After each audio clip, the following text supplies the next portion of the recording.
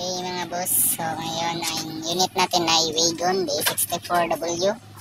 So kakabitan natin to ng car stereo with reverse camera. Tapos ang problema nito ay yung sliding door niya ay ayaw nang gumana, no?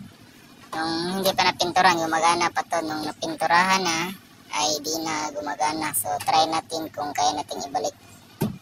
So ayan, ating makikita ay waskag talaga yung module niya, yung kanyang sliding door module.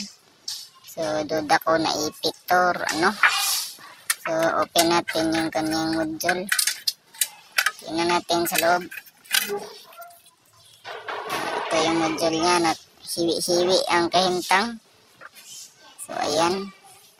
So meron tayong spare na module. So ito yung gagamitin natin pang testing. So, try natin. Close muna natin para okay. So, try natin yung sliding door kung gagana na ba. So, ayan. Functional na. So, close natin.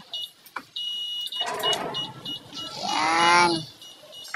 So, kailangan nating i-open pabalik para tumagal at tumaas yung labor.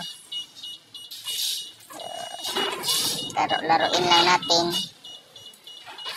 Ayan. Oops.